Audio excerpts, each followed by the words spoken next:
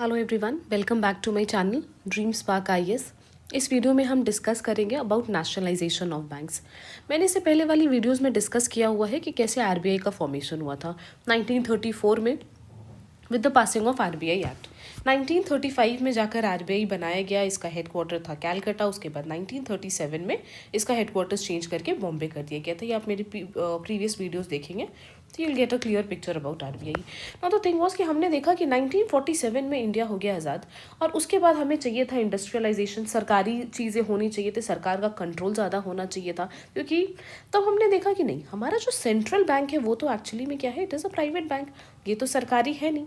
तब सबसे पहले आरबीआई को नेशनलाइज किया गया with the passing of the Transfer to the Public Ownership Act in the year 1948। इस एक्ट के पास होने के बाद आरबीआई अब एक सरकारी बैंक बन गया।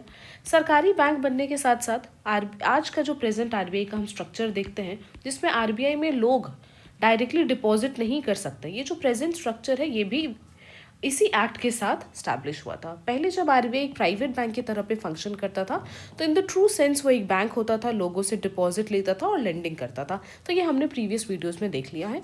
1948 में with the passing of the act which was the transfer to public ownership act, RBI को एक सरकारी सेंट्रल बैंक बना दिया गया।